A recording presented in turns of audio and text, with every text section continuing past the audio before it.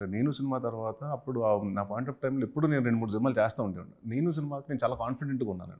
ఇద్దరు ముగ్గురు ఫాదర్ అడ్వాన్స్‌లు వస్తుంటే లేదు లేదు ఈ సినిమా కొడతాను, పెద్ద హిట్ కొడతాను, దాని తర్వాత తీసుకున్నాను. దాని తర్వాత దే వాస్ గ్యాప్ ఆఫ్ ఒక 1.5 ఇయర్ గ్యాప్ వచ్చిందండి. I don't know what to do, what not to do. And that character got into so much and I use to behave like that also. తిన్నప్పుడు కూడా ఎలా తింటాడు, వినోద్ ఎలా తింటాడని.